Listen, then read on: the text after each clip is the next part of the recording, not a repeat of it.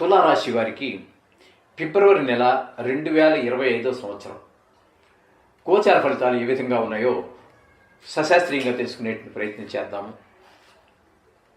తులారాశి వారికి చతుర్థ పంచమ స్థానాలలో రవి యొక్క సంచారం జరుగుతోందండి. రవి యొక్క సంచారము చతుర్థ పంచమ స్థానాల్లో శుభప్రదమైన ఫలితములను ఇవ్వజాలడు.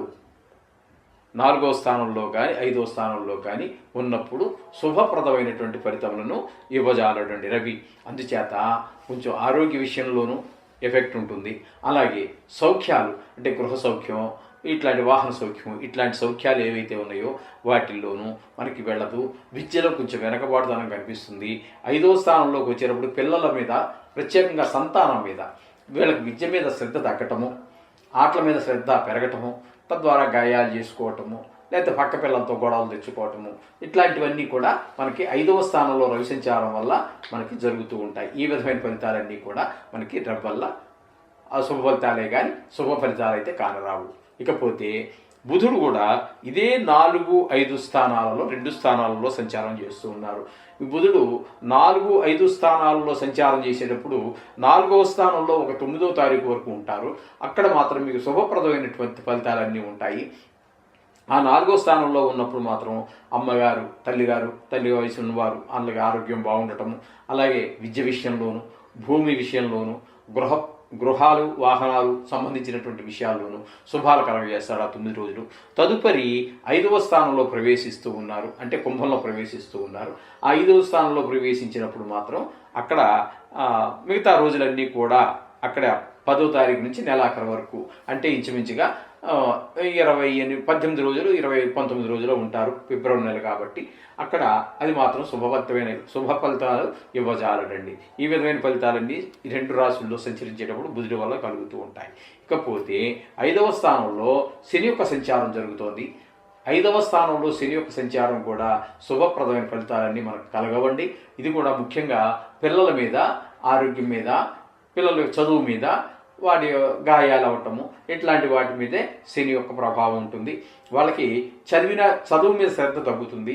కొంచెం బుద్ధి కూడా చురుకుగా పనిచేయదండి. శనీశ్వరుడు అంటే మంద బుద్ధి కలిగినటువంటి వాడు కాబట్టి ఆ ప్రభావం మన పిల్లల మీద కూడా ఉంటుంది. గబుక్కుని ఒకసారి చెప్తే వినడు, లేకపోతే బద్ధకం ఎక్కువ ఉంటుంది. చేద్దాంలే, హోంవర్క్ చేయరా అని మనం చెప్పామనుకోండి, ఇంటి దగ్గర స్కూల్లో ఇచ్చినటువంటి హోంవర్క్ చేయమంటే చేస్తానే, ఇంకా గంట ఉంది కదా, నిద్రపోయి లేచాక చేస్తాలే, రేపు పొద్దుట త్వరగా లేచి గబగబా చేసేస్తా, ఏవో సాకులు చెప్తూ ఉంటారు. ఈ విధమైనటువంటి పరిస్థితులన్నీ కూడా 5వ స్థానంలో శని యొక్క సంచారం వల్ల కలుగుతూ ఉంటాయి. అంచేత శని కూడా మనకి ప్రతికూలమైన ఫలితాలే ఇస్తున్నాడు కానీ అనుకూలమైన ఫలితాలు ఇవ్వటం లేదు. ఇకపోతే శుక్రుని యొక్క సంచారం తీసుకున్నట్టయితే 6వ స్థానంలో జరుగుతోందండి. శుక్రుని యొక్క సంచారము 6వ స్థానంలో శుభప్రదమైనటువంటి ఫలితాలన్నీ ఇవ్వజాలదండి. ఇక్కడ ఏంటంటే కొంచెం ఆరోగ్యం బాగలేకపోవటము, మనం ఏదైనా రుణం కోసం, అప్పుల కోసం ప్రయత్నం చేస్తే అప్పులు కూడా పుట్టనటువంటి పరిస్థితి, మనకి ఇవ్వాల్సినటువంటి వాళ్ళు మనని అప్పు కోసం మనని కొంచెం త్వరగా ఇమ్మని చెప్పి వేధించడము, ఇట్లాంటివన్నీ కూడా జరుగుతూ ఉంటాయి.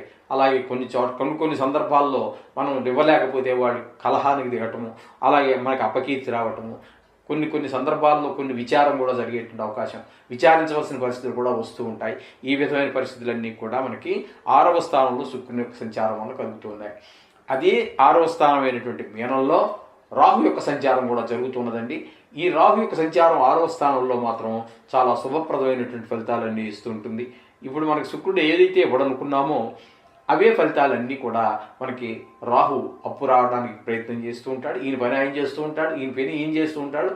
ఆయన పని శుక్రుడు చేసే పని శుక్రుడు చేస్తున్నాడు, రాహు చేసే పని రాహు చేస్తూ ఉంటాడు. అందుచేత దీనికి మనం కంపేర్ చేసుకోవాల్సినటువంటి చూసుకోవాల్సినటువంటి పరిస్థితి ఏమీ లేదండి. విడివిడిగానే ఉంటూ ఉంటాయి ఈ విధంగా కూడా. ఇకపోతే గురువు యొక్క బలం పూర్తిగా లేనట్టే చెప్పుకోవాలండి. ఎందుకంటే ఒక 4 రోజులు వక్రగతిలో ఉన్నప్పుడు ఆ 4 రోజులు బాగున్నప్పటికీ కూడా రుజుమార్గంలో 5వ తారీఖు నుంచి రుజుమార్గంలో పయనిస్తూ ఉంటారు కాబట్టి గురువు అప్పుడు అష్టమంలో ఉన్నారు కాబట్టి గురు బలం లేనట్టే లెక్క. అక్కడ మనకి కొంతమందికి దుర్వార్తలు వినటం, ఆయు విషయాల్లో కొంచెం వాళ్ళకి ఏవో ఇబ్బంది కలగటం, ఆరోగ్య విషయాల్లో ఆయు విషయాల్లో కలగటం, పెద్ద పీడ, ధన నష్టం, ధనరాబడి తగ్గటము, పిల్లల విషయాల్లో కూడా గురువు కాబట్టి కొంచెం పిల్లల విషయంలో కూడా కొన్ని ఇబ్బందులు కలగటం, ఇట్లాంటివన్నీ రకాలైనటువంటి కొన్ని చోట్ల అవమానాలు, పరాభవాలు, ఇలాంటివన్నీ కూడా కలహాలు కూడా వచ్చేటువంటి అవకాశం కూడా మనకి 8వ స్థానంలో గురువు యొక్క సంచారం వల్ల జరుగుతుందండి. ఇకపోతే కుజుని యొక్క సంచారం కనుక మనం తీసుకున్నట్టయితే 9, 10 స్థానాల్లో ఆయన యొక్క సంచారం జరుగుతోందండి. 9, 10 స్థానాల్లో కుజుని యొక్క సంచారం మనకి శుభప్రదమైన ఫలితాలు అయితే ఏమి ఇవ్వదండి. సో 9, 10 స్థానాలు 2 స్థానాల్లోనూ కూడా కుజుడి యొక్క భాగ్యం ఏ విధమైనటువంటి నడక ముందుకు వెళ్ళదు.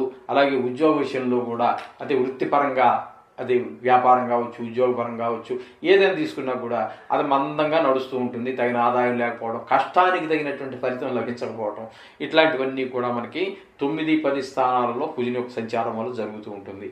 ఇకపోతే కేతు యొక్క సంచారం ఏ స్థానంలో ఉన్నారు, ఇది అసలే మనకి ఏమాత్రము శుభప్రదమైనటువంటి ఫలితాలను ఇవ్వజాలదు. డబ్బులు బాగా ఖర్చు అయిపోతూ ఉంటాయి. శత్రుభయం ఓ పక్క మనోవిచారం, కొంతమందికి కలత్ర, ఎందుకంటే చాలా అది కొన్ని కోట్ల మందికి సంబంధించినటువంటి రాశిగతమైనటువంటి ఫలితాలు. అక్కడ కొంతమందికి కలత్ర నష్టం జరిగే అవకాశం ఉంటుంది, కొంతమందికి కారాగార శిక్షలు పడే అవకాశాలు ఉంటాయి, కొంతమందికి ధన నష్టం జరిగే అవకాశం ఉంటుంది. ఇట్లాంటివన్నీ కూడా ఏ స్థానంలో కేసు సంచారం వల్ల జరుగుతూ ఉంటాయి. మొత్తం మీద చెప్పుకోవాలి అంటే ఈ తులారాశి వారికి మనకి పూర్తిగా సహకరించేటటువంటి ఏకైక గ్రహం రాహుగ్రహం ఒకటండి.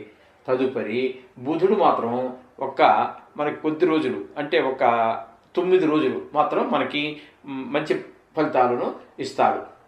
4వ స్థానంలో అంటే మకరంలో సంచరించేటటువంటి 9 రోజుల సమయం మాత్రం మనకి అనుకూలమైనటువంటి ఫలితాలని మనకి బుధుడు అందిస్తూ ఉన్నాడు.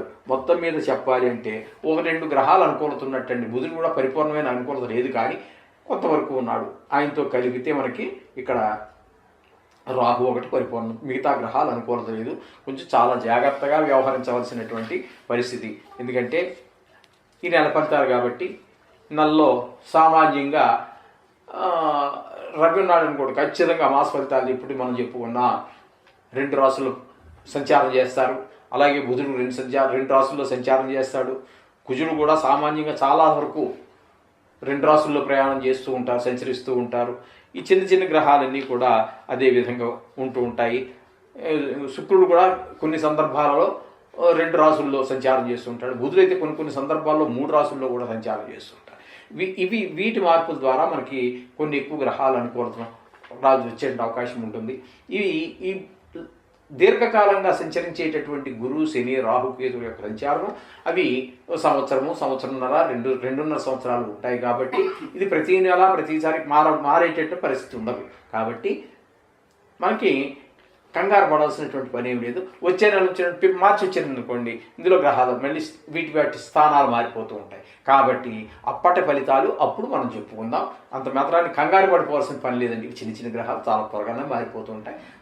అంత సక్రమంగా జరుగుతుంది. దీనికి బెంబేలెత్తుకోవాల్సిన పని ఏమి లేదండి, చక్కగా జరుగుతుంది.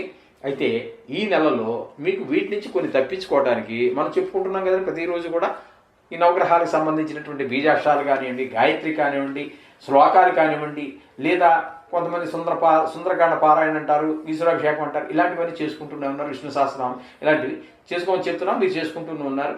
దానికి తోడుగా ఈ మాసంలో 2 విశేషమైనటువంటి పండుగలు వస్తూ ఉన్నాయి. చాలా పండుగలు ఉంటాయనుకోండి, విశేషమైనటువంటి పండుగలు 2 రకాల పండుగలు మనకు విశేషంగా వస్తూ ఉన్నాయి. ఒకటి ఏంటంటే రథసప్తమి మనకి 26వ తారీఖున, రథసప్తమి 4వ తారీఖునండి, 4వ తారీఖున రథసప్తమి వస్తున్నది. రథసప్తమి అంటే నవగ్రహాలకి రాజు అయినటువంటి వాడు మన రవి, ఆయన కనుక ఆ రోజును పూజించడం అనేటటువంటి ప్రత్యేకమైనటువంటి వ్యవహారము.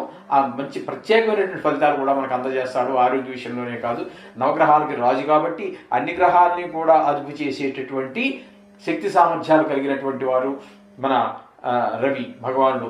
ఆ రోజున, ఆ రథసప్తమి రోజున పాలు పొంగించడం అవి చేయండి. ఆ సూర్య భగవానికి వేడుకోండి, ఆయనకు సంబంధించినటువంటి స్తవాలు చదువుకోండి. ఈ విధంగా మంచి జరుగుతుంది. అదేవిధంగా 26వ తారీఖున మాస శివరాత్రి జరుగుతున్నది.